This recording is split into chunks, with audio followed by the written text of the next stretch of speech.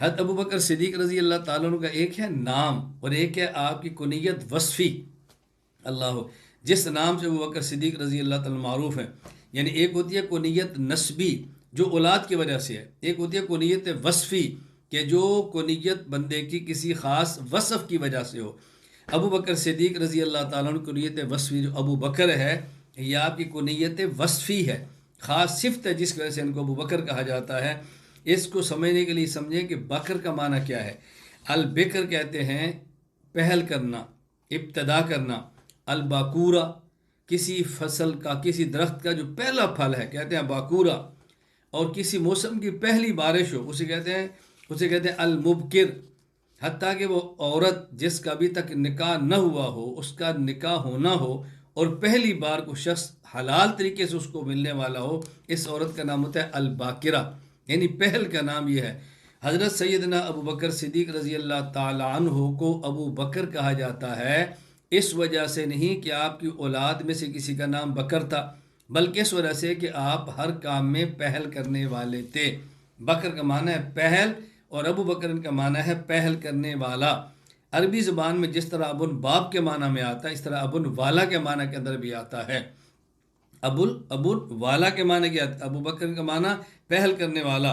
اور ابو بکر صدیق رضی اللہ تعالیٰ عنہ وہ شخص ہیں کہ میں کتنی باتیں ان کی آپ کی خدمت میں عرض کروں کہ وہ کہاں کہاں پہل کرتے ہیں. میں چند ایک بطور مثال کی پیش کرتا ہوں. ابو بکر صدیق رضی اللہ عنہ نمبر 1 اسلام قبول کرنے میں پہل کرنے والے. نمبر 2 دعوت اسلام دینے میں ابو بکر پہل کرنے والے. نمبر 3 مکہ مکرمہ میں بیت اللہ کے بعد مسجد بنانے میں ابو بکر پہل کرنے والے، جو مکہ مسجد بنی ہے اس کے بعد مدینہ میں پہل کرنے والے. نمبر 4 اسلام کے لیے مصائب سہنے میں ابو بکر پہل کرنے والے.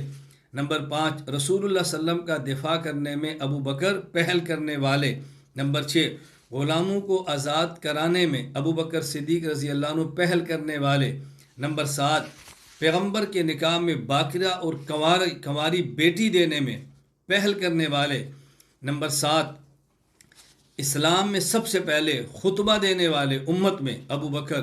نمبر 8 یتیموں کی مدد کرنے میں پہل کرنے والے. نمبر 10 امیر حج بنائے جانے میں پہل کرنے والے. نمبر 11 مصلی نبوت پر امامت میں پہل کرنے والے.